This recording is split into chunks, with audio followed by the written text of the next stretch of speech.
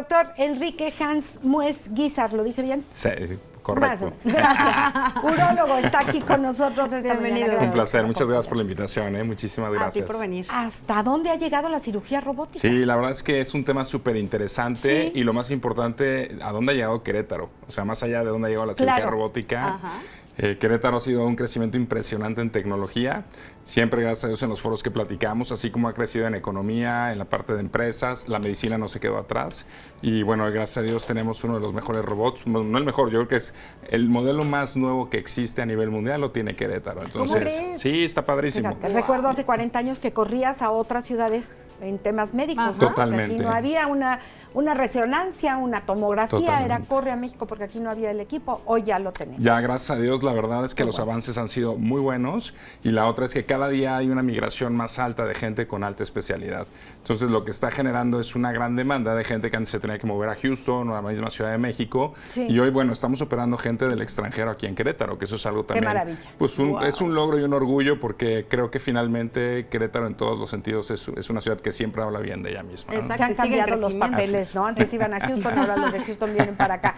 ¿Qué operan con la cirugía robótica? Podemos operar todo tipo de patología, desde benigna hasta maligna. Normalmente seleccionamos, es algo que realmente también hay que tener muy en cuenta. La tecnología es muy buena, pero hay que saberla usar, en el sentido de no hacer abuso de la misma. Entonces hay casos muy específicos como un cáncer de próstata, un cáncer de riñón o anatomías variadas del riñón, que son anatomías variadas de tipo benigno, pero que finalmente tienen un alto resultado con la tecnología, con la parte de la cirugía robótica. Entonces aquí lo importante es saber que la principal especialidad que está ahorita en vanguardia con la parte de cirugía robótica es precisamente la urología y ginecología a la par, las dos especialidades. Y cada día ha ido creciendo más el uso por parte de cirugía general y de gastrocirugía. Como urólogo, ¿qué es lo que ven?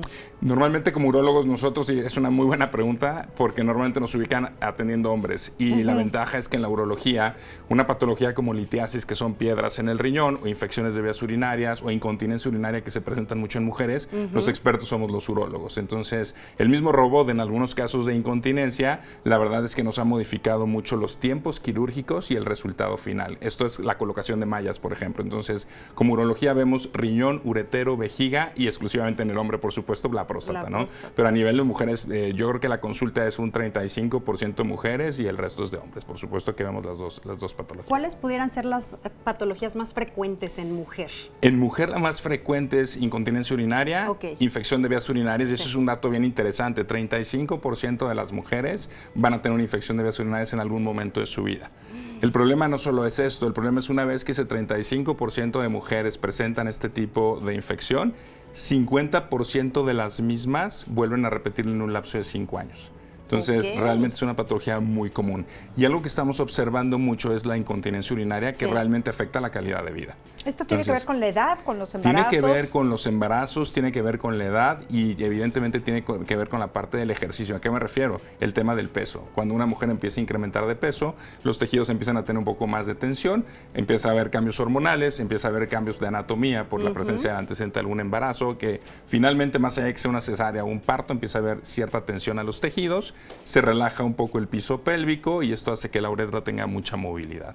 La movilidad que genera la incontinencia de esfuerzo, que es por ejemplo la gente que va a hacer ejercicio o tose y tiene fuga urinaria, o las personas que tienen una cosa que se llama incontinencia de urgencia, que es finalmente la incapacidad de llegar al baño porque la vejiga tuvo una contracción antes de tiempo. Entonces, súper importante saber identificar las dos patologías porque el diagnóstico permite un buen tratamiento. Si tienes un mal diagnóstico, tu tratamiento va a ser totalmente fallido. Claro. Las infecciones de vías urinarias, Doc, normalmente se habían relacionado, y no sé si actualmente sigan en ese mismo radar de mito, creo yo, que tiene que ver con las relaciones sexuales. Es un factor, eso es importante. Uno de los factores es que muchas veces hay una infección de vías urinarias y a la pareja no se le estudia. Entonces se da un tratamiento, los hombres normalmente pueden surgir totalmente asintomáticos y esta bacteria se puede guardar a nivel de los acinos prostáticos. Y esto hace que el hombre, cuando tiene una eyaculación, lo que hace es inocular la bacteria, él está asintomático y la pareja normalmente normalmente relaciona la presencia de infecciones posterior a la relación sexual. ¿Habría que ir ambos cuando hay una infección? Normalmente nosotros tratamos de ser muy rápidos en el sentido que sabemos de respetar los tiempos de las personas. Entonces lo que hacemos es vemos a la paciente y le pedimos que nos mande estudios del esposo,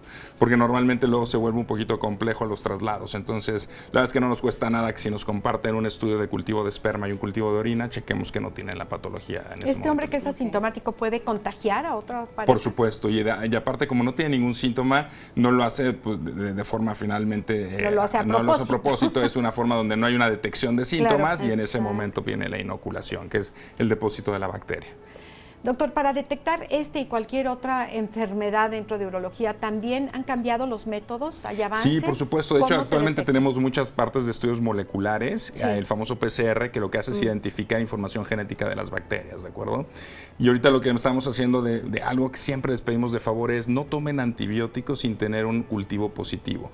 Y esto es bien interesante. Hay otra patología que otro día, si me invitan con mucho lo platicamos, se llama cistitis intersticial, que son inflamaciones de la vejiga que se confunden con infecciones de vías urinarias, y esta inflamación no viene por una bacteria, viene por estrés, viene por alimentos y viene por un sistema autoinmune que está hiperreactivo. ¿Y le puedes dar el antibiótico que El quieras? antibiótico es bien interesante. El antibiótico, piensan que tiene una infección porque el antibiótico es como un anestésico. Cuando toman el antibiótico sienten mejor y dicen sí, tiene una infección de vías urinarias. Claro. Entonces actualmente lo que hay que hacer es checar que no sea una cistitis intersticial, porque esa se corrige con cambio de dietas, con cambio de tipo de líquidos que se está ingiriendo, y también se dan algunos medicamentos para estabilizar el nervio. Con eso mejoran muchísimo. Si tomas antibióticos sin necesitarlo, ¿qué te pasa? Ahí les va, y es una gran pregunta. La India tiene un gran problema. En la India usaron tanto de los antibióticos que existen actualmente un 20-25% de la población con infecciones que ya no pueden tener respuesta a ningún antibiótico. Por eso los americanos en Estados Unidos determinaron la no venta de antibióticos sin receta, que aquí en México, gracias a Dios, ya lo estamos activando y se está realmente realizando en las farmacias, porque el sobreuso del antibiótico hace que la bacteria conozca al microorganismo, al antibiótico, perdón, y este antibiótico lo que hace es ya no funcionar. Ya se hacen amigos. Y ahora tenemos algo bien interesante. Claro. Hay una cosa que todo el mundo conocía que se llamaba el trimetoprim sulfametoxazol, que era un antibiótico súper común, y perdón que diga el nombre, pero todo el mundo lo conoce como Bactrim. El Bactrim durante 10 años ya no lo usábamos porque es totalmente resistente. Dejamos de utilizarlo y hoy gran porcentaje de los cultivos vuelven a ser sensibles al Bactrim. Y eso tiene que ver con la parte del parar un tiempo el uso de este tipo de antibiótico y reactivar otra vez la sensibilidad. Se desintoxica, y no sé si sea la palabra, el organismo. Lo que hace es ya no conocer el antibiótico, es decir, el microorganismo normalmente se tiene que defender, y en el momento que identifica que este antibiótico ya no ha estado en contacto, pierde esa fuerza, y cuando lo vuelves a utilizar, vuelve a matar a la bacteria. ¿Qué síntomas tendríamos que estar atentos para saber si tenemos que recurrir a un urólogo de todas las enfermedades que mencionaste? Normalmente, sea hombre o sea mujer. Bueno, en el hombre sí es importante, y creo que normalmente este tipo de foros permiten salvar vidas. O sea, todo hombre mayor de 45 años de edad debemos de tener un antígeno prostático. Eso pero son miedosísimos, no, doctor. a veces en sangre, gracias a Dios. Entonces, hay quienes también son miedosísimos para ir a tomarse estudios de laboratorio. Ya no hay nada más sencillo que eso. Hay algo, bueno, más que menos invasivo, hay algo, y de hecho está actualmente como uno de los líderes a nivel nacional, es la parte de UNAM Juriquilla con la resonancia magnética aquí en Querétaro. Entonces, por ejemplo, hay gente que dice, oye, yo no quiero el tema del tacto rectal, la resonancia magnética es superior al tacto rectal. El problema es el costo-beneficio. Pero al final del día, si eres una persona como hombre que finalmente tienes papá desafortunadamente con cáncer de próstata, un tío también, tienes 33% de mayor probabilidad de tener un cáncer de próstata. Por supuesto. Entonces, siempre tenemos que conocer la herencia. Entonces, ¿a partir de qué edad dijiste? Normalmente finalmente son guidelines de la Sociedad Americana de Urología, 45 años de edad cuando eres una persona que tiene finalmente la carga genética, 50 años de edad si no tienes carga genética, y aquí viene un tema interesante de razas. La raza afroamericana desde los 40 años de edad se tiene que revisar porque genéticamente mayor propensión a cáncer. Sí. Entonces yo creo que la parte importante en cuanto a hombres es cáncer de próstata, cáncer de riñón y evidentemente algunos datos de obstrucción de la próstata, que esos son benignos, pero que pueden afectar la calidad de vida y que pueden afectar el vaciamiento de la vejiga. Y en el caso de las mujeres... Perdón que te interrumpa, regresando a esto de los hombres, ¿Cuáles serían los síntomas? Los síntomas, y gracias por la pregunta, el cáncer de próstata no da síntomas y eso es bien grave. Okay. Si ustedes imaginan una próstata, la próstata lo que tienen es en el centro de una naranja viene la uretra. El cáncer de próstata se produce imaginando una naranja, el 70% en la cáscara, de forma que nunca toca la uretra. Al no tocar la uretra, esto desafortunadamente, y son casos muy tristes de gente que hasta los 70 años se hace un estudio de antígeno porque tiene un dolor en la espalda y es una metástasis. Y traen normalmente un antígeno, debe ser menos de 4 nanogramos, llegan con 1000 de antígeno. Y son casos muy tristes porque evidentemente lo que hacemos es manejo paliativo. Entonces este tipo de foros, este tipo de finalmente de programas pueden salvar vidas. Entonces siempre les digo que a todos nos gusta ir a reuniones sociales y platicamos de todo lo que nos podamos imaginar, pero a lo mejor escuchar un tema de, oye, ya te hiciste el antígeno a partir de los 40, 45, puede hacer que al de al lado le salves la vida. Y yo me llevo sorpresas en foros de médicos a nivel finalmente de algún foro médico, donde le digo, oigan, estamos aquí 100 médicos, por favor los que tengan más de 45 años levanten la mano quienes ya tenemos antígeno, y les juro que no más del 50%. Siendo médicos, por eso les digo, no conociendo la parte de la población, ¿no? Y al final del día, ustedes no lo van a creer, pero quien más salva vidas son las mujeres, porque las mujeres se preocupan mucho por el papá, en serio. De repente son las que hacen Nos dicen el esfuerzo. intensas, doctor. No, pero gracias a Dios por eso salvan vidas, porque al final del día siempre les hago un ejercicio a las doctoras. Le digo, oigan, doctoras, a ver, ustedes no se pueden hacer el antígeno, pero platícame qué antígeno tiene tu papá, tu esposo, tu abuelito, tu hermano, tu tío, ¿no? Y se llevan esa tarea y gracias a Dios lo que estamos haciendo es una cosa que se llama detección oportuna de cáncer de próstata. Exacto. Esto para los hombres. Nos saltamos el tema o lo tocamos de ladito de las piedras. Sí, las piedras, bueno, otro dato relevante. Sí dan unos dolores terribles, ¿verdad? Sí, y es interesante porque Querétaro es una zona de alta incidencia de litiasis. Sí. De hecho, por ahí, primero Dios, este año, antes de que acabe este año, vamos a empezar un estudio con alguna de las universidades para empezar a estudiar las características del agua de Querétaro. Creemos que tenemos muchos minerales y tenemos una incidencia casi al 2.5 arriba de la Ciudad de México. Y esto lo digo porque antes de llegar yo a radicar aquí, estaba en México en el ABC, y la verdad es que la incidencia que teníamos con litiasis aquí es 2.5 veces mucho mayor. ¿De acuerdo? He escuchado esto con litiasis y con problemas de tiroides. Por supuesto, sí, eso tiene que ver con el tema de los componentes minerales de la parte del agua. Pero hablando de las litiasis, es una pregunta importante. Si ustedes imaginan el sistema urinario como si fuera un sistema de drenaje, imaginemos que el riñón es un tinaco y prácticamente el desagüe sería el uretero y la vejiga. Cuando las piedras están dentro del riñón y no se mueven, no dan dolor. Esto lo platico porque podemos tener piedras de 1 año, 2 años, 3 años dentro del riñón formándose y no dan un solo síntoma. El síntoma que platicamos, que se vuelve, y fíjense, este punto también es relevante, un cólico renureteral, que es un dolor por una piedra que cae, es tan intenso como el trabajo de parto o como el dolor del trigémino, que son de los dolores más intensos. Y esto se produce porque en el momento que cae la piedra genera obstrucción de la parte de salida de la orina distiende las cavidades renales y en ese momento el riñón no sabe que está obstruido, sigue produciendo orina y esta orina distiende estas cavidades, que genera náusea, vómito, dolor en la espalda y muchas veces frecuencia urinaria, ¿de acuerdo? Y esto se presenta tanto en hombres como en mujeres. Las piedras, pueden crecer o normalmente eso hacen, van creciendo. Las piedras lo que van haciendo una cosa que se llaman placas de Randall. Imagínense ustedes un tinaco que sería el riñón, que empieza a tener algo de sarro. Este sarro, al no tener nada de agua, al no estar tomando líquidos o tener un exceso de alimentación de origen animal, por ejemplo, muchas carnes, la cantidad de muchos lácteos, lo que va generando es al no estar diluyendo la parte de los minerales, van haciendo una precipitación y estas precipitaciones van haciendo cristales que se van pegando hasta que podemos tener una cosa que se llama litiasis coraliforme. La litiasis coraliforme es una piedra que abarca toda la cavidad del riñón, que pueden ser hasta de 8 o 9 centímetros. Entonces esto se puede llegar a presentar en cualquiera de nosotros. Por eso actualmente la verdad es que sí vale la pena no hacer exceso de uso de las radiaciones, pero sí se recomienda a lo mejor cada 3-4 años una tomografía simple de abdomen. Ahí podemos detectar problemas como piedras precisamente, podemos detectar alguna neoplasia o algún cáncer en riñón, pero también podemos detectar hasta problemas de un páncreas, que desafortunadamente un cáncer de páncreas es de un muy mal resultado y tristemente de alta mortalidad. Pero si no van al antígeno prostático, ¿usted cree que se van a ir a hacer el...? Sí, nos ten falta fe, muchísimo. Amelia, ten fe. Hay que decirlo, nos falta muchísima cultura de prevención. Claro, porque información ya hay. Claro. Sí, pero vamos cuando ya nos pescó el dolor.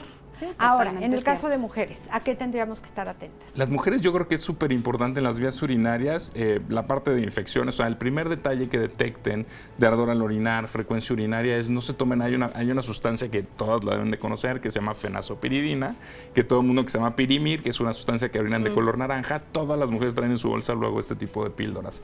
Estas píldoras son un bacteriostático. ¿Qué significa esto? Duerme la bacteria pero no la mata. Y una bacteria que tú la dejas dormida se vuelve más agresiva.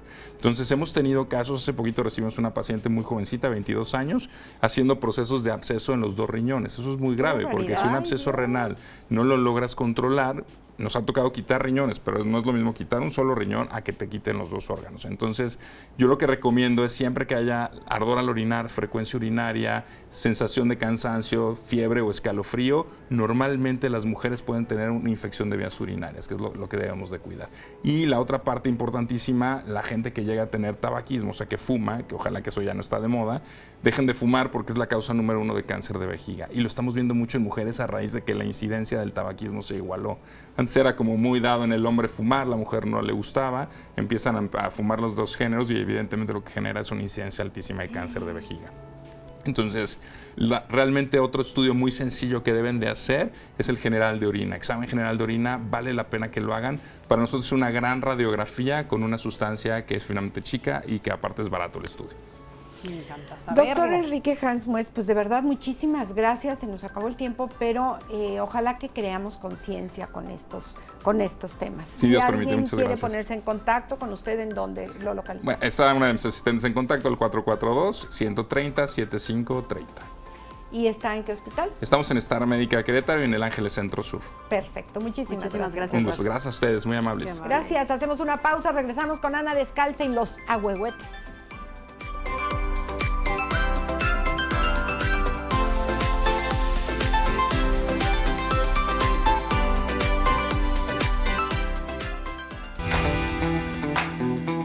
Estamos de vuelta.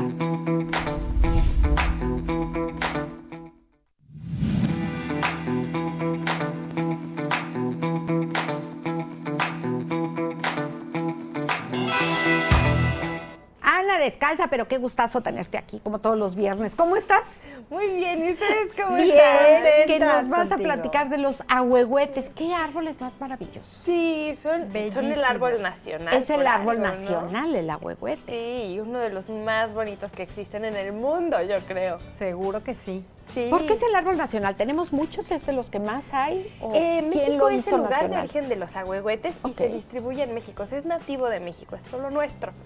Y además, pues es un árbol que ahorita vamos a estar viendo, pero tiene un montón de características increíbles.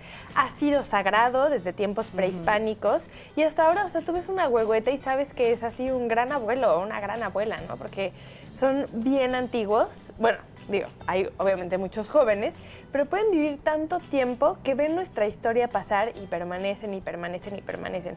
Y no solamente es como toda esta parte mística que sí te transmite la naturaleza. Al final, la mayoría de nuestras creencias religiosas, espirituales, etcétera, muchas se basan en cosas de la naturaleza porque nos inspiran a eso, ¿no? La naturaleza, esta curiosidad de decir, es que como no la entiendo, puedo venir con este tipo de explicaciones y entonces llevan a desarrollo de cultura también, ¿no? Y desarrollo de sociedades.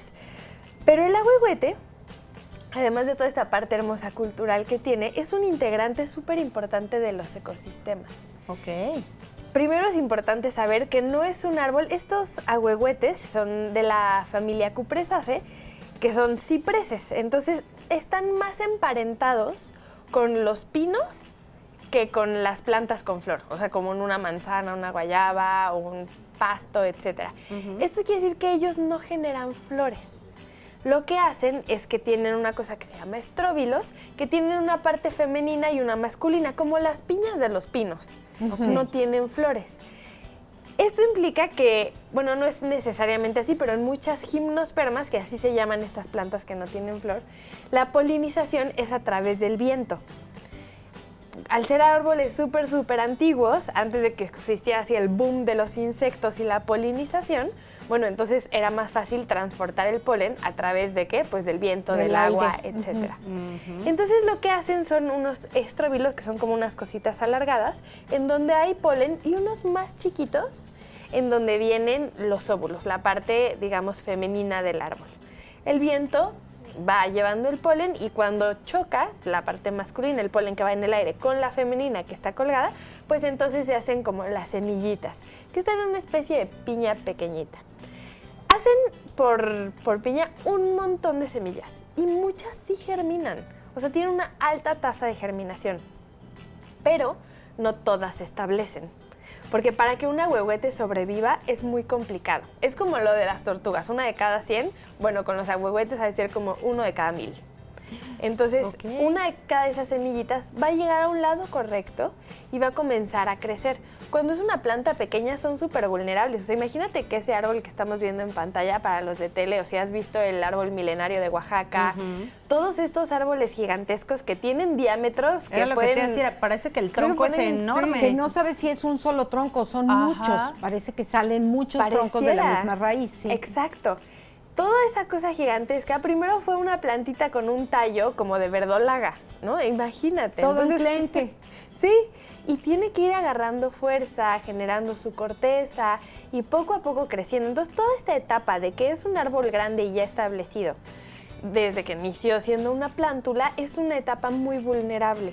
Entonces, a pesar de que muchos germinan, pocos sobreviven hasta, digamos, la adultez del árbol, ¿no? Ok. Y son bien importantes porque se encuentran a la orilla de los ríos. Y no solamente es como, ay, qué bonito, árboles en el río para la sombra, no. Ellos permiten, gracias a que están absorbiendo nutrientes constantemente, que los nutrientes del agua no se queden en el agua y entren y comiencen a fluir en el ecosistema. Esto implica que seguramente ese cuerpo de agua que tiene ahuehuetes va a mantener aguas cristalinas, porque no se va a llevar un proceso que se llama eutroficación, que es cuando hay demasiados nutrientes, entonces crecen un chorro de algas, se hace todo verde, empieza a descomponerse, huele feo y ya es un cuerpo de agua sin vida, con zonas muertas, sin oxígeno, etc. Entonces, estas plantas de alrededor de los ríos son importantísimas para eso, para ir haciendo que los nutrientes fluyan y no se estanquen. Además, muchas partes del sedimento, de todo lo que está en los suelos, pues se van acumulando a lo largo de las raíces y también permiten que los cuerpos de agua, que muchos de esos son los que nos llegan a nosotros, tengan agua limpia y agua cristalina para que todos los ecosistemas y los integrantes de ese sitio puedan existir. Incluso se ha visto que metales pesados que pueden estar en el agua pueden ser absorbidos por los ahuehuetes y los mantienen, digamos, retenidos dentro de su corteza, y entonces eso ya no está fluyendo, ya no está contaminando a otros seres vivos más sensibles a ellos, como son la mayoría de los animales.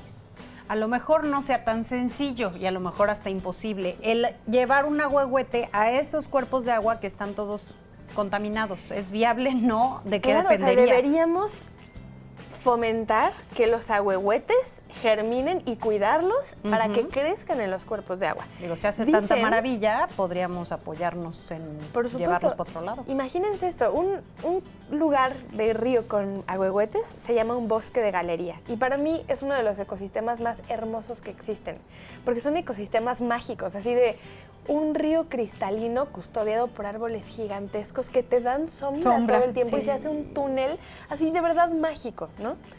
Dicen, pues por escritos de cronistas y todo antiguos, que toda Avenida Universidad era un bosque de galería. Sí. Imagínense, un bosque de galería. ¿Cuántos ahuehuetes vivieron en toda esta avenida que recorre un buen pedazo de la ciudad? Y ahora no hay ni uno. Y los quitaron, se murieron. ¿Qué pasó? Los quitaron más los bien. Los fueron quitando para vialidades y demás. La mayoría de los ríos que son de bosques de galería se pierden porque queremos intubar el río, ¿no? Queremos ahí encerrarlo, pum, el agua para las ciudades. Y entonces, pues obviamente se pierden. Los ahuehuetes necesitan que el cuerpo de agua esté activo, necesitan suelos profundos y obviamente estar inundaditos, ¿no? Entonces eso va propiciando que si tú vas quitando el agua, pues también ellos vayan muriendo. En la Sierra Gorda tenemos un bosque de galería muy bonito en Jalpan, por ejemplo, y el año pasado, por la sequía que habíamos tenido de 4 años enteros sin llover, se murieron un montón de estos abuelos, ¿no? Decenas de ahuehuetes. ¡Qué pena! Que llevaban un montón Sí. de años viviendo. Se piensa que los ahuehuetes más viejos, que puedes ver por el ancho de la corteza, el diámetro, ¿no? O sea, que requiere años, pudieron haber vivido hasta 2000 años. Wow. Hay que pensar, ¿qué pasó hace 2000 años? No me acuerdo ni qué ¿Cómo pasó era la ayer. vida? ¿Cómo era la vida hace 2000 años? Como tú dices, si contaran la historia, imagínate. Todo lo que han visto En pasar. Querétaro, ¿qué tantos? En Querétaro, ciudad, capital, ¿qué tantos ahuehuetes tenemos? ¿En dónde podemos ir a recrearnos con ahuehuetes?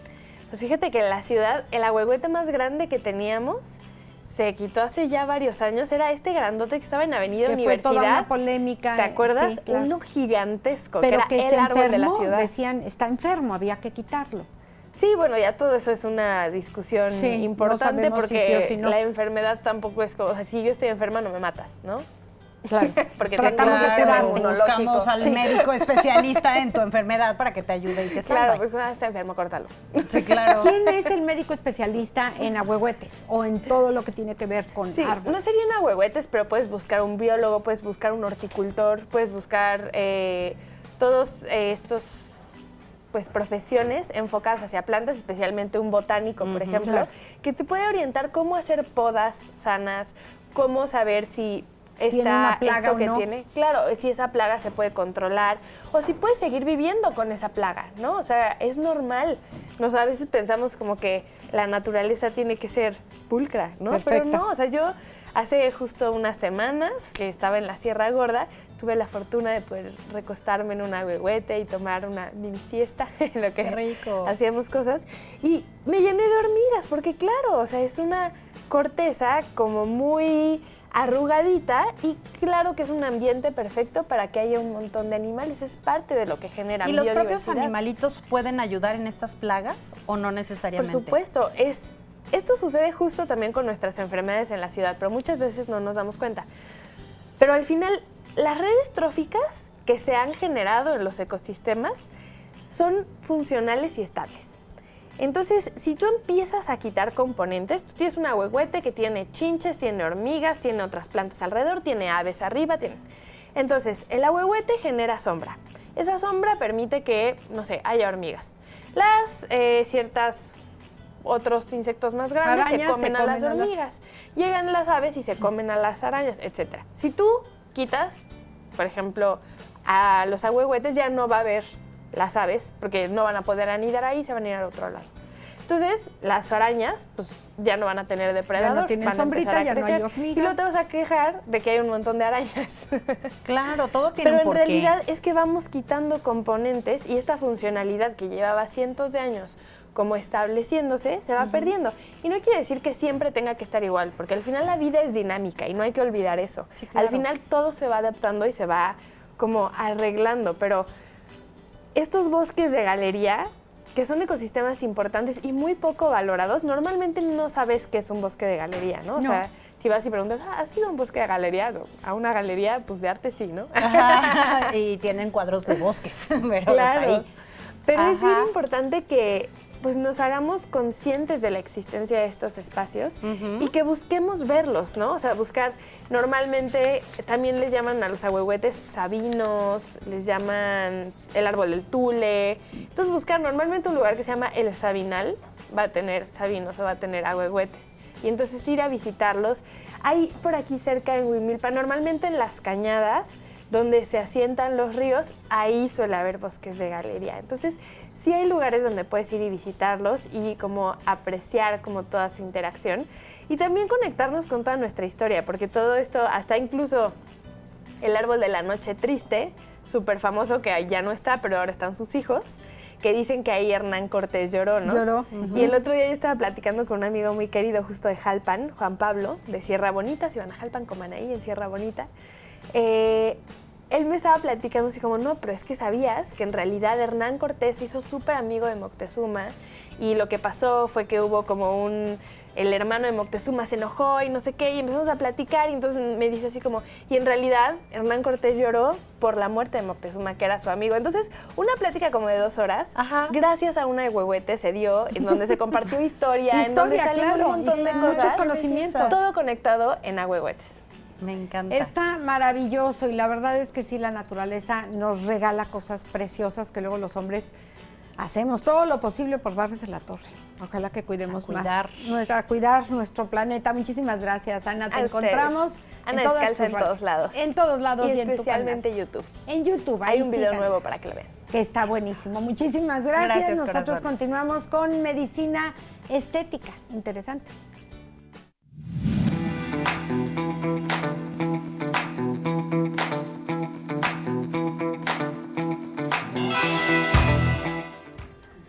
Está con nosotros la doctora Elena Álvarez. Ella es médico especialista en medicina estética y justamente este es el tema que vamos a tocar el día de hoy. ¿Cómo estás, Elena? Bien, Bienvenida. gracias por la invitación. ¿Qué es la por medicina venir. estética? Pues la medicina estética, bueno, vengo a hablarles el día de hoy un poquito de medicina estética y regenerativa. Eso quiere decir de todos los estudios epigenéticos que podemos hacer para nuestro bienestar, para saber qué antioxidantes, qué suplementación podemos darle a nuestro cuerpo. Como tal, quería hablarles un poquito de epigenética, lo que significa, o sea, epi precisamente viene sobre genética, o sea, todo lo que nosotros podemos modular y cambiar de nuestros genes que vienen, nosotros traemos como tal genes que podemos por parte de nuestros padres, o de nuestra familia, que podemos activar o no, y todos esos factores que podemos nosotros modificar para no desencadenar estas enfermedades como diabetes, hipertensión, entre otras cosas. Eso es lo que vengo a hablarles el día de hoy. ¿Y eso en qué repercute con la estética como tal? Estamos hablando de diabetes y esto, que son enfermedades que al final del día en cuanto a salud nos estaría afectando.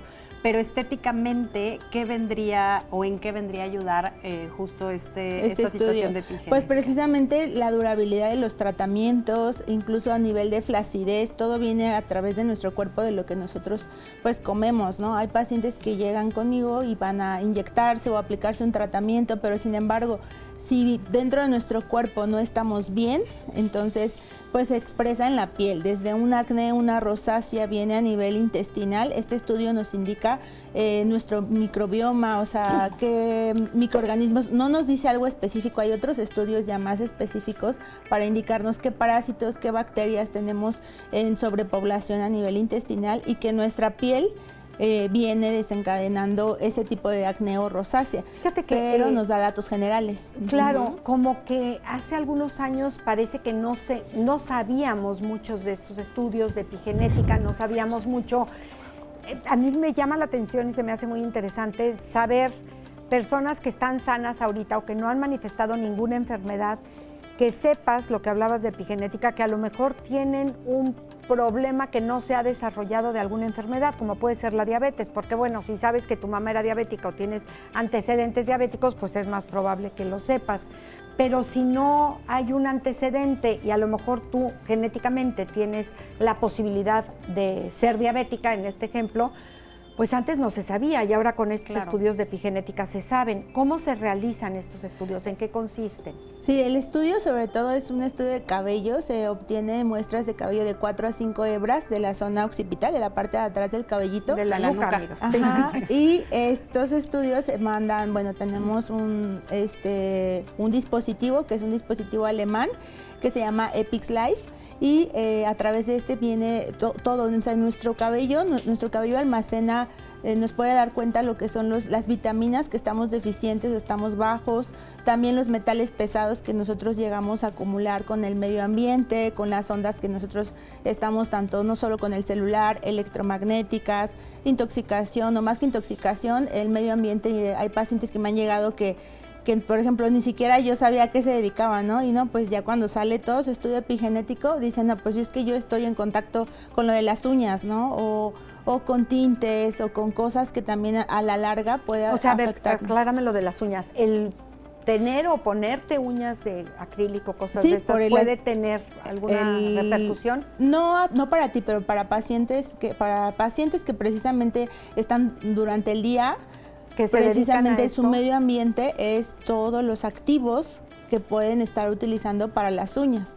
Entonces sale este estudio y sale esos aumento de algunas sustancias que tienen que ver con los componentes componentes tóxicos, porque a su vez la exposición crónica, no pasa nada si tú te pones uñas una vez al mes, pero esos pacientes que ven 10, ven más Sí, de que son 7 quienes pacientes hacen las que uñas, están ¿no? Quienes están con haciéndote inhalación todo. constante, exactamente, sale en el propio estudio. Entonces lo que nos da este estudio no solamente es microbioma o de forma general cómo está nuestro intestino, factores externos, ondas electromagnéticas, el contacto o el uso crónico de microondas, también nos da las vitaminas y nutrientes, incluso antioxidantes y omegas, en que estemos bajos o en buen nivel.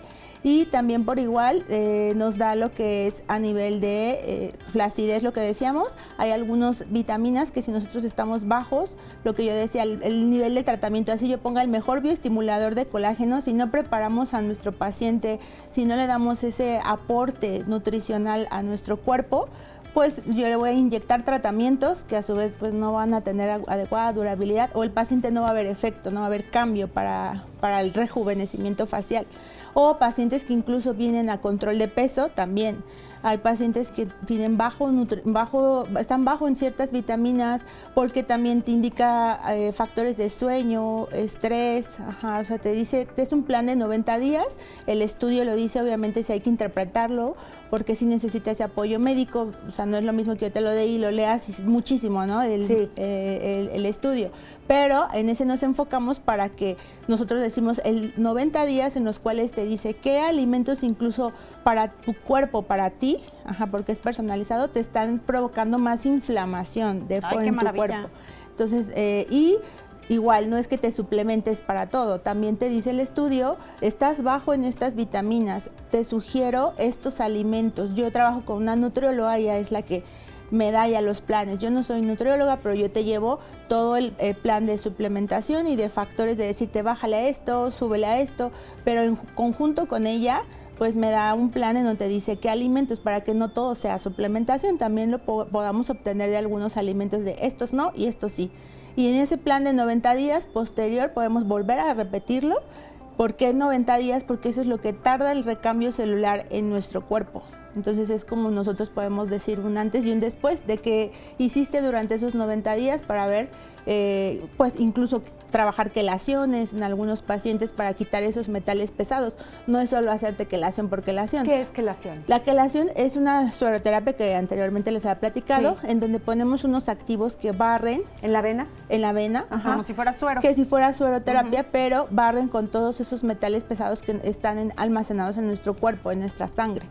Pero no es para todos, o sea, ese es un estudio que también nos puede decir, así podemos usar un tipo de quelación que va enfocado en esos metales pesados, o tú no la necesitas, ¿no? O sea, realmente no es para todos la quelación. Entonces, con ese estudio podemos trabajar esos 90 días y repetirlo posteriormente para ver ese antes y después de qué has estado haciendo. Niveles de sueño, también, si nos dice ahí un poquito el estudio, precisamente que pues no estás durmiendo bien, hay que bajarle a ciertas exposiciones y mejorar tu alimentación, sobre todo.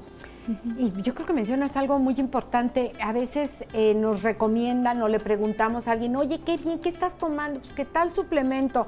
Y todo el mundo se quiere tomar el mismo suplemento y a unos les funcionan y a otros no. Exactamente. Entonces, yo creo que Unos esto los necesitan y otros pues no. claro, ¿O tu sí? cuerpo no lo necesita o tú necesitas otro tipo de suplemento y entonces pues no para todo mundo le va a servir el mismo tratamiento. Exactamente, sí, por eso yo les sugiero evitar pues autosuplementarse. Por favor. O sea, no, al final acudir para este estudio, la verdad es un estudio que también es muy accesible, no es un estudio.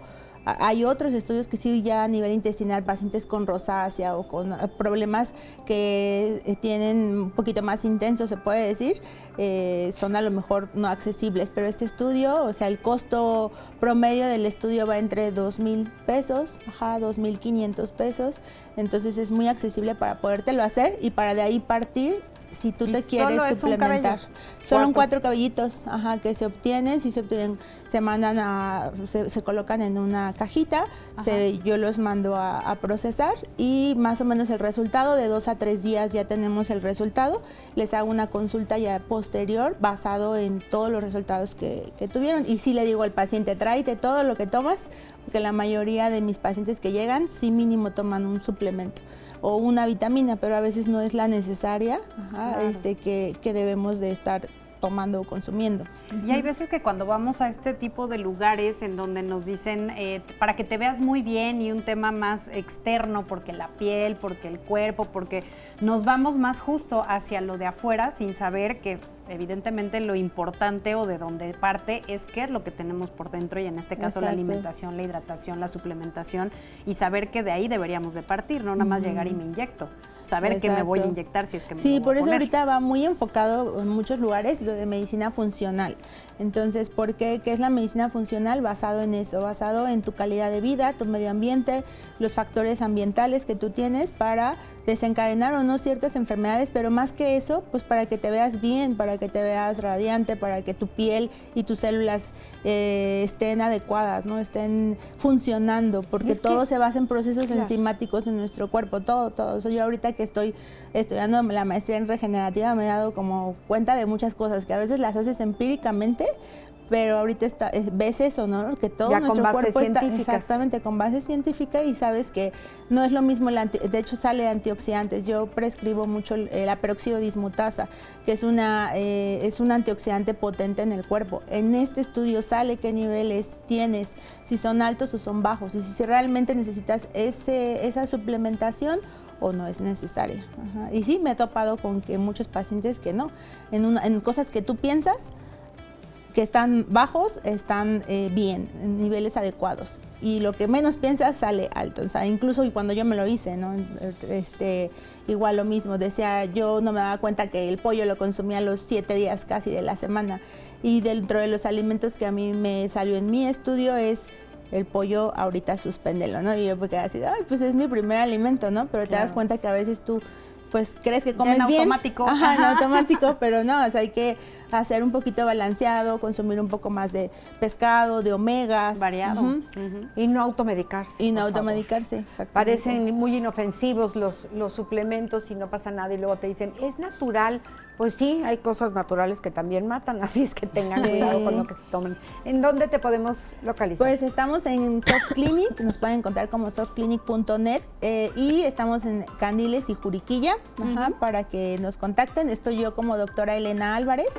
Y nos pueden ahí escribir por redes sociales. ¿Tu teléfono, Elena, por favor? Es 442-76, que ese es el de la clínica. 442-76-6325. 676-25. Ok, muchísimas gracias, Elena Álvarez, te agradecemos mucho. Nosotros hacemos una pausa, pero no se vayan, tenemos más aquí en Confianza.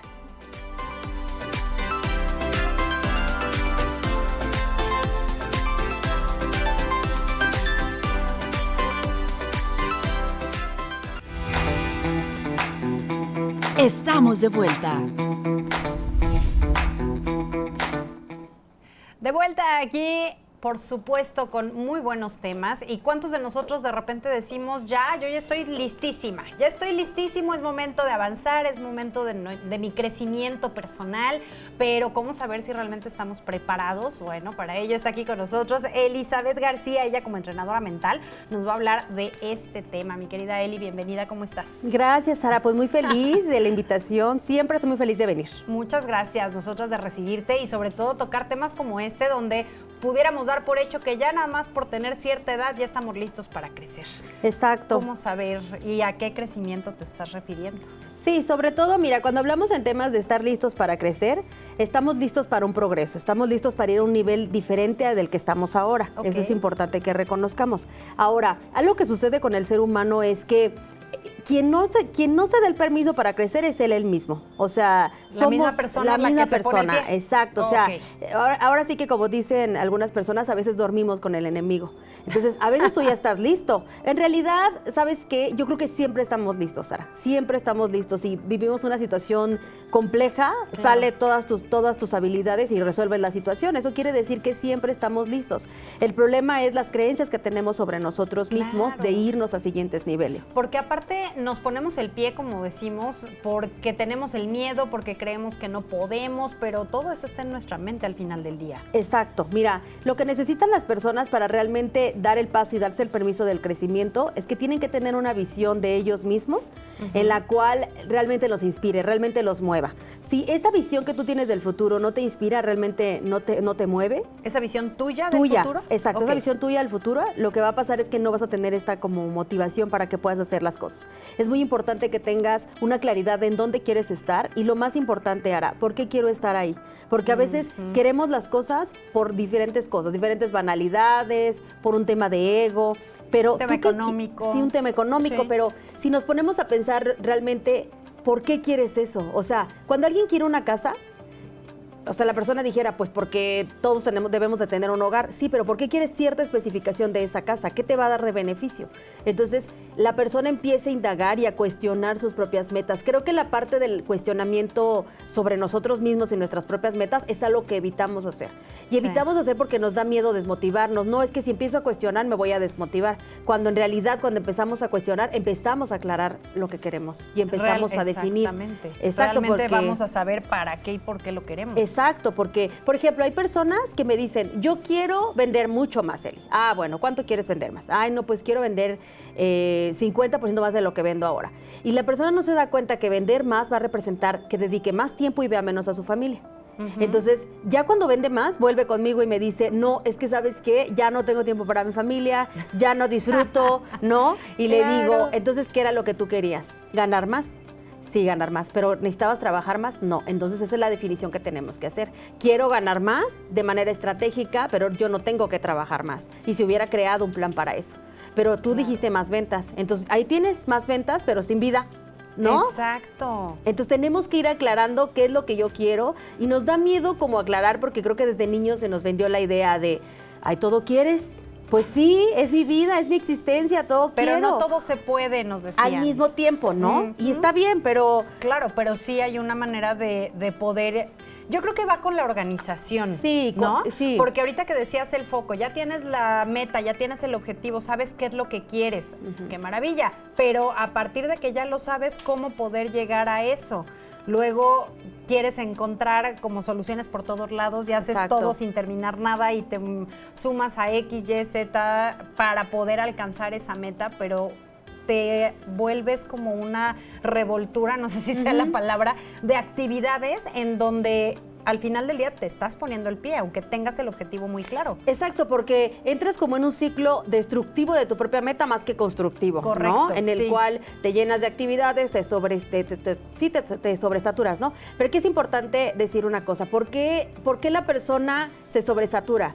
Porque a veces ya tenemos la meta y procrastinamos años para esa meta. Entonces, cuando ya tenemos encima, ¿no? Sí, lo la vamos presión de aplazando. muchas cosas, es cuando entonces estamos en situación de límite y queremos alcanzar eso. Aquí la cosa es que tengamos la conciencia de no estar queriendo alcanzar metas en situaciones de límite, sino con el tiempo.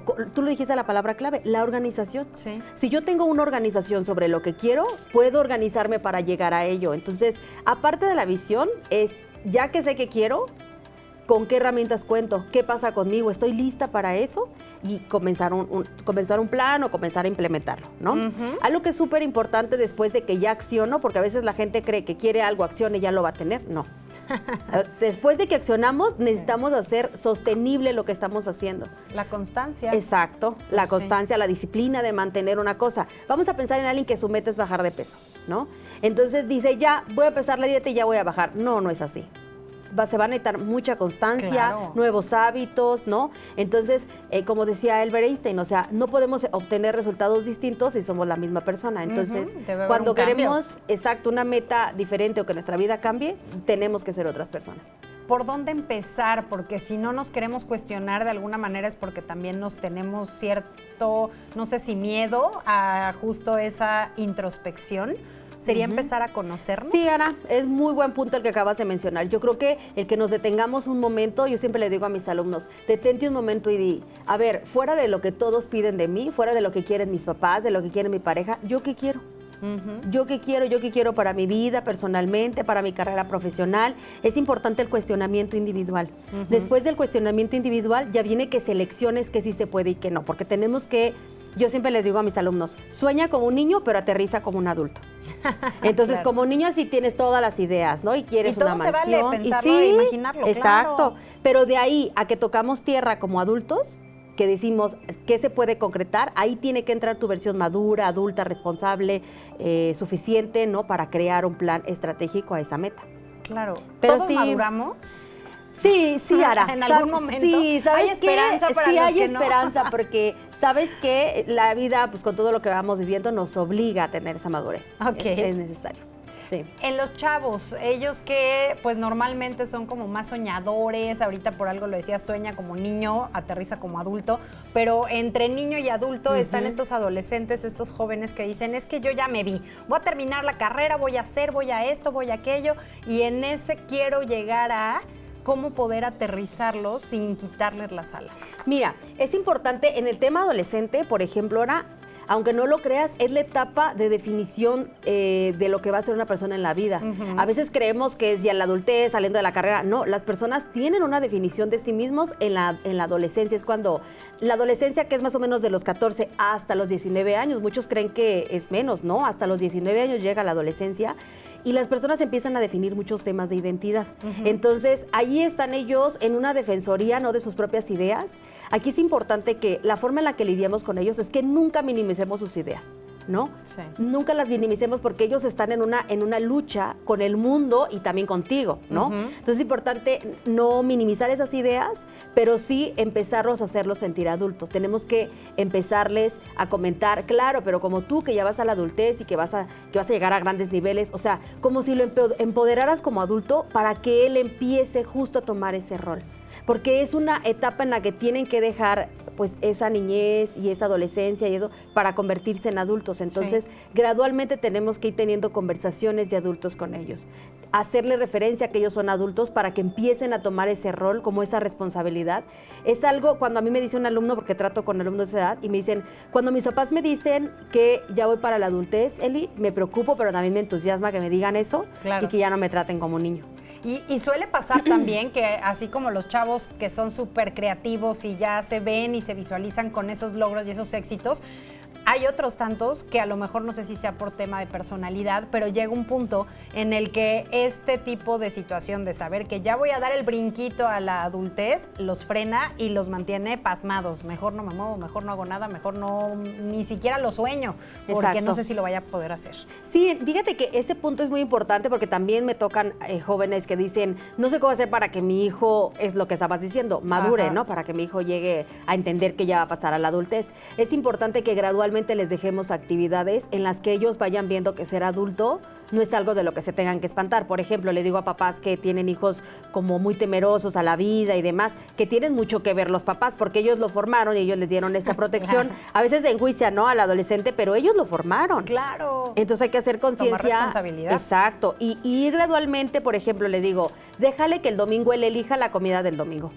Y déjalo que él dirija ese día, ¿no? Entonces, él empieza a tener responsabilidades de un adulto de una manera divertida y empieza a ver que no es tan caótico como él piensa.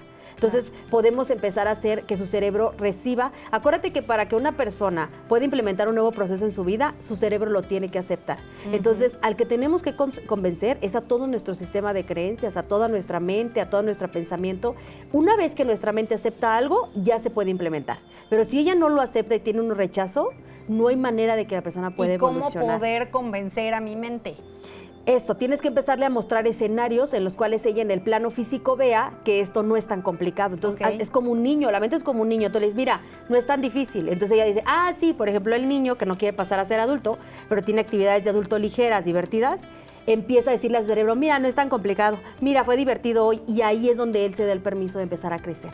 Ok. Porque a mí me pasa que llegan conmigo y les dejo ciertas actividades y me dicen los papás, ¿qué hiciste? Porque justo ya lo vi que ya, o sea, hasta hace comentarios como si yo hubiera crecido, ¿no? Él cree que ya maduró, pero es eso, que él al vivir esta actividad se dio el permiso y entonces ya puede empezar a experimentar la adultez. Ok, ¿Ya viste? ahora, los adultos que según ya estamos bien maduros y de repente queremos hacer algo, es cambiarnos a lo que mencionabas, este crecimiento no nada más es en cuestión de edad, sino irnos a otro nivel. El que queramos movernos de esta zona en la que ya estábamos de alguna manera crecidos, de alguna forma ya teníamos esta madurez, pero ahora me quiero mover, ¿cómo poder hacer estos movimientos sin caer en el yo ya lo sé todo? Yo ya, ya la armé, yo ya la tengo toda hecha y entonces va a estar bien fácil. Y te llegas a frustrar cuando dices, no era tan sencillo. Sí, mira, la verdad es que tocaste un punto bien interesante. En una conferencia, Carlos Slim le decía a los alumnos de la UNAM que le preguntaban, si tú pudieras decir cuál fue tu secreto del éxito, ¿cuál sería? Y él dijo, mantenerme constantemente en zonas incómodas. Entonces, yo creo que el ser humano que más crece es el que más humildemente entiende y acepta que es un ser evolutivo y que nunca va a acabar. Entonces eso te vuelve un alumno constante, te vuelve a entender que no lo sabes todo, porque a veces la vida juega contigo de que tú crees algo muy seguro y se te cae en tus manos, ¿no? Ándale. Y tú, ay, ¿no? Y esto que era tan seguro, ya se me cayó. Lo había pensado. Ajá, entonces tú te creas el dueño, señor de esa relación, de ese trabajo, y se te cae de las manos y te das cuenta que no eras dueño y señor de nada. Ahí la vida nos da un gran golpe, pero entendemos que somos seres evolutivos y que debemos darnos ese permiso, ¿no? Exactamente. Y ahí, por ejemplo, ¿qué poder hacer? Digo, ya nos estamos cachando, a lo mejor varios de nosotros, diciendo, sí, es cierto, no soy dueño y señor de nada y se siente horrible. ¿Cómo caer en conciencia, cómo poder hacer este cambio mental para poder empezar con humildad a dar estos avances y estos crecimientos? Yo siempre lo digo, Ara, es importante que no nos endiosemos, le llamo yo, no nos endiosemos, ubiquemos nuestra realidad humana y saber que somos seres evolutivos por varias razones. Primero, siempre podemos estar cambiando de ideas, es decir, hoy puedo querer una cosa, mañana puedo querer algo diferente, porque somos seres evolutivos y está bien ir cambiando, ir evolucionando, pero mi recomendación es que hoy te rindas y digas, soy un alumno por siempre de la vida. Vida, universo, ¿qué me tienes que enseñar? Y siempre estar dispuestos a estar abiertos, a aprender, a no querer controlar todo. Aquí recomiendo mucho la filosofía estoica, esto ayudaría mucho, ¿sale? El que se involucren con la filosofía estoica da mucha visión de este tema. Me encanta. Cuéntanos, ¿en dónde te podemos localizar, mi querida Eli, para tener este coacheo y este acompañamiento? Nos pueden encontrar en nuestras redes sociales como Enfocándome, así nos encuentran. Tenemos una clase gratis todos los miércoles a las 9 de la noche, un live, para que vayan y conozcan nuestro trabajo. Y en nuestro WhatsApp, que es el 4424-714268. Ahí pueden preguntar de nuestros entrenamientos. Actualmente tenemos 2 vigentes y todos son en línea y por la noche. Me encanta, para que sea más accesible y no haya de que no puedo. Muchísimas gracias. Gracias, Sara, te agradezco mucho. Al contrario, a ti, gracias por venir. Y bueno, para todos los amantes del baile, de la danza y del arte, quédense porque la próxima entrevista justo habla de eso.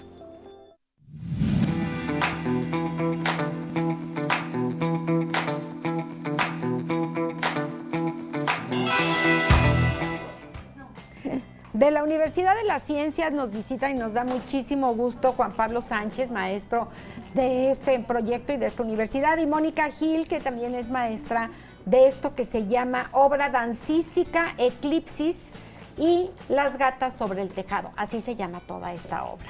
Bienvenidos. Juan Pablo Sánchez, platícanos, ¿de dónde surge este proyecto? Mira, muchísimas gracias, Amelia, por la invitación, por estar aquí presente con ustedes. Venimos de parte de la Universidad de las Ciencias. Este proyecto es realmente un proyecto de graduación, es un montaje final. Estamos celebrando justamente que las alumnas de la generación 2022-2025 se gradúan, y tú sabes que generalmente cuando en la carrera, estamos de parte de la carrera de Artes Escénicas, Justo te iba a preguntar de qué se gradúan, de Artes Escénicas. Se gradúan como licenciadas en Artes Escénicas. Okay. Ellas justamente son alumnas, pero también son las directoras, son las que llevan a cabo este montaje. Y este montaje pues es muy importante porque es un montaje teatral, dancístico, en el cual ellas están plasmando pues su talento, su dirección, toda su creatividad. Realmente ellas, las alumnas, Mónica Gil y Lili, otra compañera, ellas son las creadoras, las directoras, y nosotros como Universidad de las Ciencias estamos apoyándolas justamente en este montaje, que es ya en próximas fechas, el 7 de julio, y está abierto al público. y justamente pues venimos a ello, ¿no? A invitarlos, está abierto al público, a que vean la creación que ellas han hecho. Es un montaje que le tenemos mucho cariño, ellas más justamente porque son las creadoras. Claro. Y está abierto al público. Mónica, platícanos, ¿de dónde surge el nombre simplemente Obra Dancística? Obra Dancística, Eclipsis y Las Gatas sobre el Tejado. Bueno, realmente Las Gatas sobre el Tejado es el nombre de la compañía independiente que estamos iniciando. Ah, ok. Entonces sería como una pequeña como colaboración. Eclipsis viene de la palabra eclipse. Estamos, como somos dos personas graduadas, estamos mostrando como que esta parte de mostrar esta dualidad entre tal vez la parte un poco más serena, más calmada y la parte más brillante de todo esto y cómo al fusionarse pueden crear una sinergia, como un eclipse. Ok, que se puede ocultar una parte en la otra. Algo así, como al juntarse se forma algo muy bello, Ajá. algo que es muy místico, muy... ¿Cómo podríamos decirlo? Tendríamos que ir el 7 de julio para poder verlo. Exactamente. ¿Cuántas Claro. personas están haciendo este proyecto? Ahorita tenemos alrededor de 20 personas involucradas en el elenco, staff. Todos son, bueno, en su gran parte los artistas son otros alumnos de otros grados de la carrera que nos están haciendo el favor de colaborar. Y pues también tenemos algunos técnicos, algunos patrocinadores. Hemos estado como muy entusiasmada buscando personas que nos apoyen para este proyecto. ¿A quién va dirigido? ¿Quién deberíamos de ver este arte dancístico? Consideramos que es algo familiar para toda la familia, ya que cuenta una historia muy bonita y pues realmente queremos, como artistas siempre nos interesa que todo el mundo vaya al teatro, que todo el mundo pueda ver lo que estamos haciendo. Entonces, realmente, al ser algo de danza y estar como tan claro la historia y todo eso, pues realmente consideramos que cualquier persona podría verlo y disfrutarlo. ¿En dónde se va a presentar? Se va a presentar en el Foro de Usos Múltiples del Museo de la Ciudad, el 7 de julio.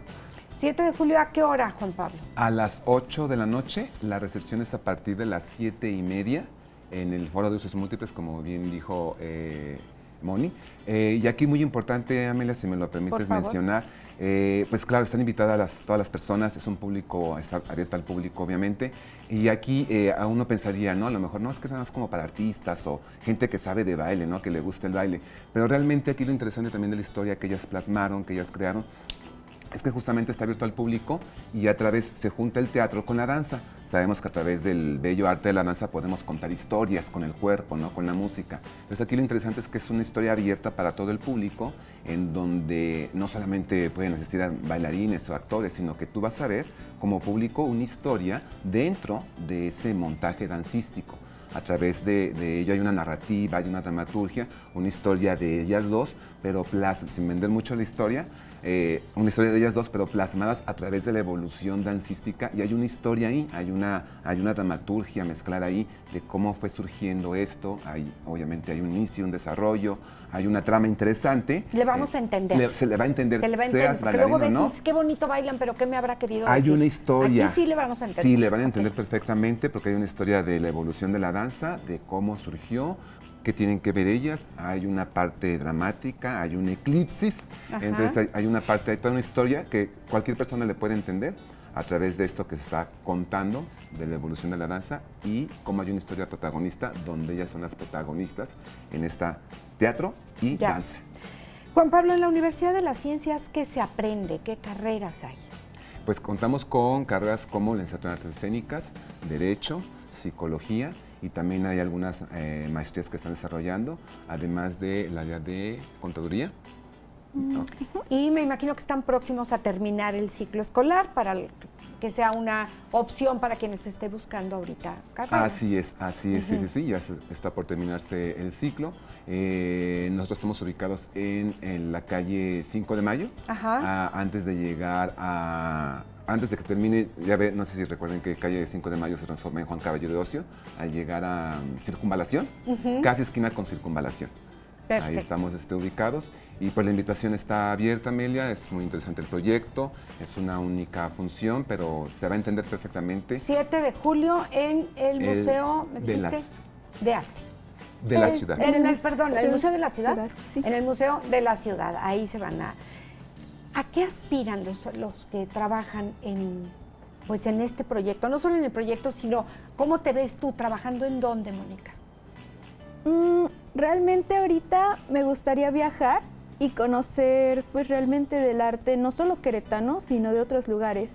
Inclusive con nuestra compañía Las Gatas sobre el Tejado, ahorita tenemos un enfoque local, pero a futuro queremos que pudiera ser una productora a nivel nacional incluso, o internacional, que pueda promover el teatro, que pueda hablar de las vanguardias vigentes e inclusive tal vez crear alguna cosa nueva. Claro, ¿por qué no? Por supuesto.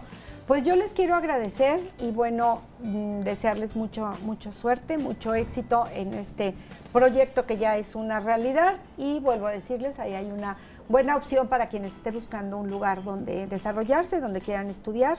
Ahí está la Universidad de las Ciencias. Así es, Amelia. Muchísimas Así es. gracias, Juan Pablo Sánchez. Gracias, Mónica Gil. Mucho éxito. Los esperamos, Amelia. Gracias. Y les recordamos nuestro número telefónico. Quiere ponerse en contacto con nosotros, 442-238-5255. Hacemos una pausa. Regresamos.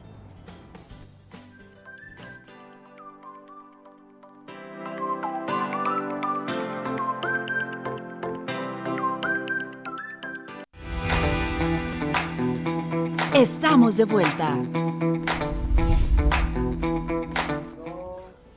Teresita Hernández González está con nosotros esta mañana. Muy buenos días, licenciada en Educación. Gracias por acompañarnos, Teresita. Hola, muy buenos días. Pues es para mí un gusto estar hoy aquí y compartir experiencias. Muchas gracias. Vamos a hablar de las historias a través de las emociones y el arte. Así es. ¿Es un proyecto? ¿Son Es un clases? proyecto ¿Es un qué? que se ha ido trabajando durante pues ya 23 años de Sí. mi carrera docente.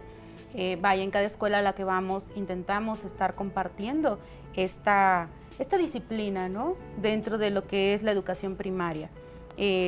Primero se da como bases lo que es el dibujo para los niños. Entonces, ¿por qué? Porque se convierte en una herramienta de expresión, en donde los niños pueden platicarnos cómo se sienten, cómo están ellos, qué situaciones viven en casa.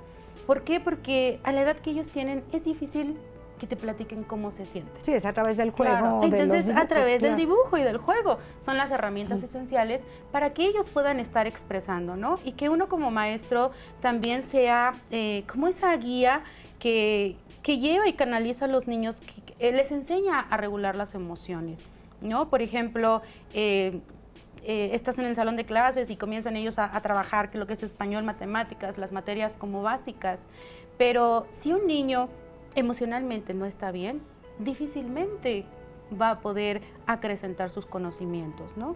¿Por qué? Porque entonces está distraído y que los niños son llamados de atención que te hacen, ¿no? En este caso a uno como maestro. Sigue dibujando y, mi amor, ¿por qué no quieres trabajar? Ay, es que en la casa se pelearon mis papás y yo no dormí toda la noche y ¿qué te estás lo dibujando? ¿Sí? Te lo platico. Pero ya entonces me traducen el dibujo que están haciendo. Entonces, ¿qué pasa? Que entonces no hay niño que no le guste dibujar, ¿no? Estás distraído, ya terminó la actividad, ¿puedo hacer un dibujito? Sí, está bien. Entonces de ahí nace como esta necesidad e interés, ¿no? O sea, hay que entrar con los niños por el lado que les gusta, no al revés. Entonces, ok, vamos a dibujar, pero vamos a dibujar retratos o cosas que tengan historia. ¿Sí? O sea, tú les das Son el guiados. tema de que van a dibujar. Ajá, entonces trabajamos lo que son las emociones, ¿no? Supongamos, a ver, hoy vamos a platicar sobre el miedo, ¿sí? Dibujemos algo sobre el miedo. Ay, es que no sé. Sí, a ver, en algún momento has sentido miedo. Ella no falta alguno. Sí, a mí me da miedo irme a dormir solo en la noche y tengo que regresar con mi mamá, ¿no? Entonces esta parte de la etapa de apego que aún tienen ellos, ok, hay miedos de distintas formas. Entonces ya cuando ellos lo van traduciendo a su propio dibujo, entonces ya es una obra original, ¿sí? Porque, a ver, Intensamente ya la conocemos, ya hay un autor de Intensamente, pero ahora quiero conocerte a ti. ¿Qué es lo que tú me puedes dar? Entonces le depositas esa confianza en el niño y también van aprendiendo que el arte no son cosas bonitas o feas, es una forma de expresión. Esto, Teresita, lo manejan dentro del aula, mencionas ya hace 20 y tantos años, mientras van surgiendo las materias regulares o tienen un espacio especial para poder manejarlo. Conforme van surgiendo las materias que ya tenemos, ¿no? Que en este caso en los planes y programas de lo que es la educación básica, está lo que es el área de lenguajes.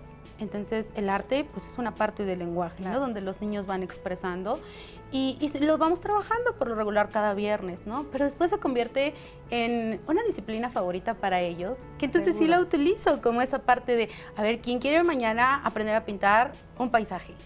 Ay, yo, ok, bueno, voy a estar aquí desde temprano. Entonces no hay niños que a veces lleguen tarde, ¿no? Porque hay una motivación y un interés para ellos. Conforme va avanzando el ciclo escolar, vamos explorando todas estas emociones. Entonces, al final, ellos eligen de todos esos dibujos, ¿cuál quieres pintar? ¿Qué le quieres compartir a la gente? Entonces, algunos, por ejemplo, en esta ocasión, la mayoría se inclinó por esas frustraciones, esas incertidumbres que a veces se viven en casa, ¿no? Una nena me pinta viendo al cielo una estrella y llorando, ¿no?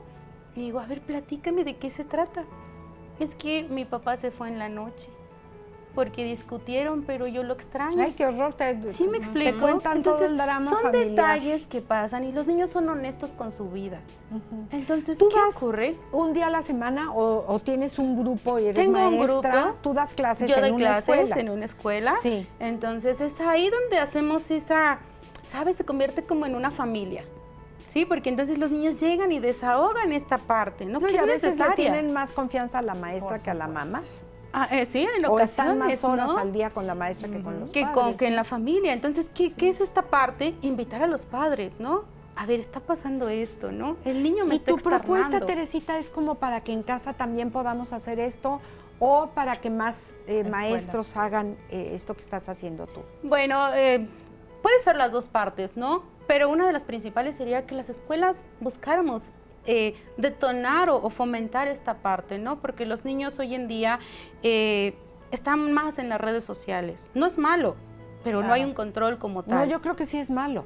En primaria es pésimo. Bueno, estén que lo en redes tengan, sociales. Estamos sí, hablando ¿no? de primaria. Ajá. A mí me parece que es pésimo que el niño esté Constantemente en las horas ¿no?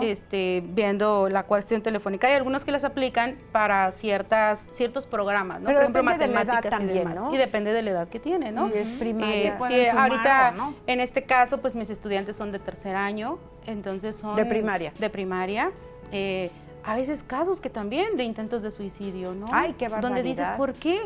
Bueno, es que estoy solo. ¿Y te es lo que mi mamá platican? trabaja. ¿Sí? ¿Qué haces Ya en una esos vez. casos, Teresita? ¿Hablas con los papás? Tenemos ¿Los que hablar mandas con los a padres de familia. pedagogía, Claro, a porque psicología? en la parte psicológica, ¿no? Entonces, se tiene una entrevista con los padres de familia, se les comenta las situaciones que se están viviendo y entonces ellos buscan también una terapia, una atención ya personalizada, especializada, ¿no? profesional, Y claro. profesional. En este caso, cuando ellos me dan esa oportunidad, tengo la comunicación con el terapeuta, porque entonces trabajamos en conjunto, ¿no? Esta mamá, ¿qué cambios tenemos que hacer en familia? ¿Qué intervenciones vamos a poner de lo que la terapeuta nos está diciendo en casa y en la escuela? Y en la escuela donde tú trabajas no se ha implementado, esto no sé si tú lo inauguraste de alguna manera, lo implementaste entre tus alumnos desde hace 20 y tantos años, el viernes de, no sé, viernes de arte o de dibujo, como le quieras llamar. Lo estuvimos trabajando, que fueron los viernes, ¿no? Viernes de expresiones, Sí. ¿no? Entonces otros grupos se unieron a nuestro trabajo. En la misma escuela, En la me misma imagino, escuela, claro, sí. porque es una propuesta para Es una la propuesta dirección para muy dirección, buena, ¿no? claro. Para cualquier escuela. Entonces tuvimos 360 niños participando y contando historias, contando anécdotas, ¿no? Donde, es cierto, el día que se dio la exposición, nos acompañó la licenciada Irene Quintanar, quien es la coordinadora de UCB, y se dio cuenta de toda esta parte, ¿no? Entonces su interés y su apoyo por detonar esta parte de la educación emocional en los niños, ¿no? El que sí es una materia, es una necesidad que ya tenemos, el que se ha sumado y que pues ha estado intentando estar apoyando esta parte, ¿no? No, y lo que mencionas mientras un pequeñito puede ser muy retraído y puede ser muy introvertido, habrá otros que necesitan y su propia personalidad les ayude a que expresen, y eso facilita a los que no han querido hablar el poder hacerlo. ¿Sí? El hacerlo en grupo, el hacerlo como lo mencionas en esta exposición de arte, en esta exposición de expresión, les ayuda a todos. Claro, y a los adultos, ¿no? Claro. O sea, me decían los niños, papás, claro. llegaron a la exposición, al evento, y pues piensas que van a hacer dibujitos como los que te dan en casa, ¿no? Ay, mira, ya hice a tal personaje, ¿no? Ajá, sí, por lo regular. Entonces se llegan y los niños te hablan con una madurez, porque es su vida. Son sus historias. Qué fuerte, entonces, qué bonito. Nos hacen, ¿sabes?, sensibilizarnos. ¿Qué estamos haciendo como ciudadanos, no? Son criaturas que apenas están creciendo. Necesitan nuestro tiempo, nuestros consejos. Que yo creo que todos los que estábamos ahí como adultos nos sensibilizamos y entendimos que necesitamos estar ahí. Necesitamos estar en el momento. Sí, es tu cumpleaños, mi amor, pero, ¿sabes? También un abrazo es un regalo. Una palabra es un regalo, no solo un objeto, no solo un teléfono, no solo un juguete, ¿sí? Esta parte del acercamiento, del estar en el aquí y en el ahora, ¿no? La parte afectiva de dedicarle un tiempo a mi hijo y de escucharte, ¿no? De estarte viendo, ¿no? Espérame tantito, es que me están hablando. Sí, ya voy, te voy a escuchar. No, son momentos de calidad. O sí te escucho y sigo haciendo mis actividades, ¿sí? Y ni estoy siquiera presente te pero a ver. ausente, ¿no? Claro. Entonces, todos estos temas que creo que los padres lograron entender y que intentamos trabajar en conjunto, ¿no? Porque la escuela no puede continuar sola sin el apoyo de padres de familia. Y los padres de familia pues necesitan las orientaciones de los docentes. ¿Por qué? Porque nuestros estudiantes están en medio. Entonces, justo esto que se estuvo realizando, el día de mañana tendremos una ponencia a nivel internacional de manera virtual, donde compartiremos esta estrategia de trabajo en otros países, una estrategia que se está aportando aquí en nuestro estado en compañía y apoyo de la maestra Irene Quintanar, quien ¿A qué países se van a...? Estará en Bolivia, en todo lo que es América Latina, también se estará dando, y participarán niños, padres de familia y autoridades, ¿no? Porque somos un conjunto, claro. Somos un equipo y tenemos que estar viendo por el bien de nuestros estudiantes. Qué bueno, y ojalá que más maestros implementen esto. Veo que traes un cuadernillo, ¿nos lo quieres mostrar? Sí, mira, te voy a compartir. Se hizo esta guía porque dice, mis sentimientos son importantes. Entonces era para ayudar a padres de familia y docentes, donde es que sí me interesa, pero ¿cómo claro. inicio, no? Entonces son preguntas detonadoras que hacen que los niños comiencen a pensar, ¿no? A ser creativos. Primero una pregunta, ¿quién soy yo? ¿Cómo soy yo? Y ahí el espacio para y ahí que empieza a dibujar o a escribir, ¿no? Otra de las preguntas es, por ejemplo, lo que más me gusta de la escuela es, entonces comienzan a dibujar.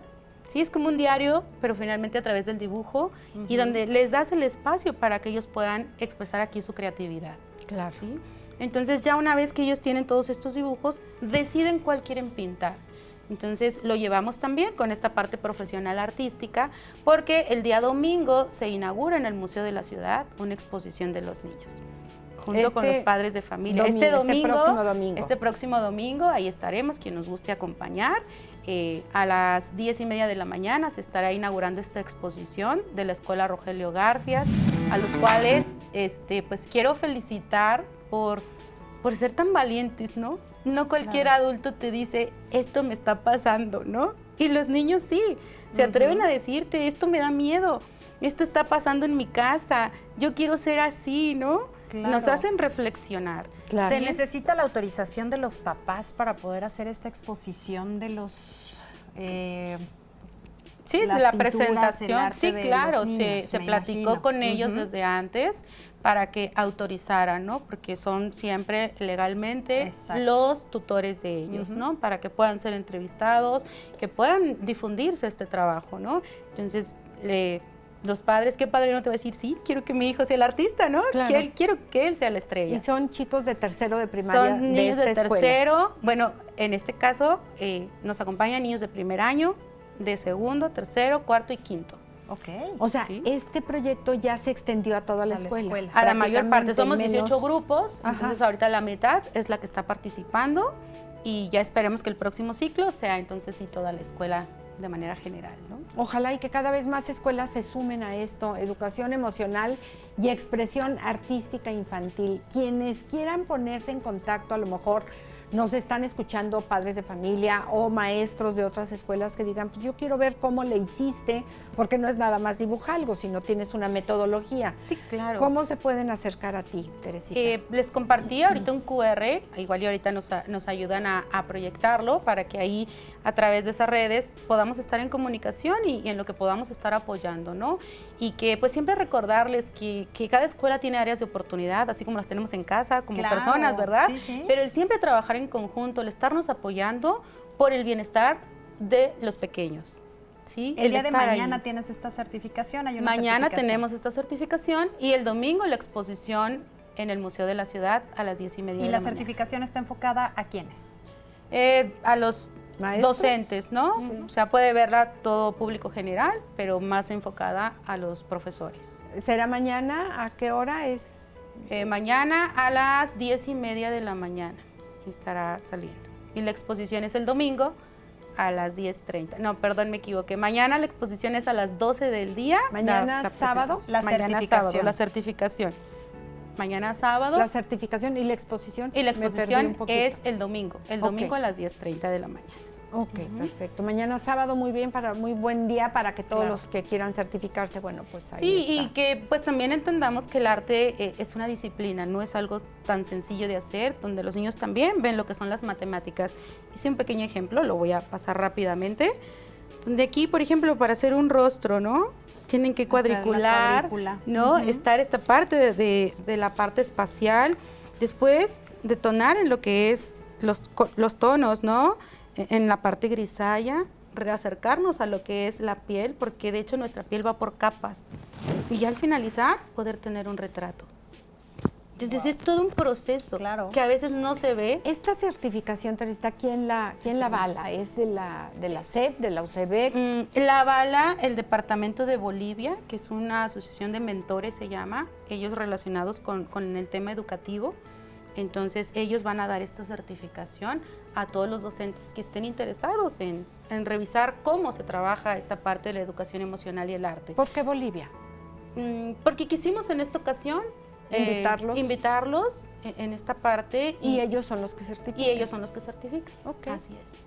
Pues muchísimas Muchísimas gracias, gracias, y ahí Teresita. estuvo Gracias a el dato ustedes. para que pudieran ponerse en contacto con Teresita Hernández. Muchísimas gracias. Muchas gracias, buen día.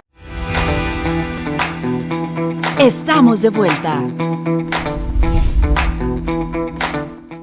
Para todos los que en esta semanita nos acompañaron y el día de hoy en particular estuvieron aquí desde las 8:30 de la mañana, mil gracias en radio, en televisión, vía streaming, y por supuesto también recordarles que a nosotras nos encuentran en redes sociales. A mi querida Amelia Cove le encuentran como En Confianza con Amelia y una servidora como Ara Rangel Oficial. Excelente fin de semana, mi querida Ame, disfrútalo. Gracias al equipo, gracias a todos los que nos vieron y los esperamos mañana no, el lunes, 8:30 de la mañana. Que tengan excelente fin de semana. Adiós. Gracias por tu sintonía. Te esperamos muy pronto para seguir platicando aquí en Confianza. Hasta pronto.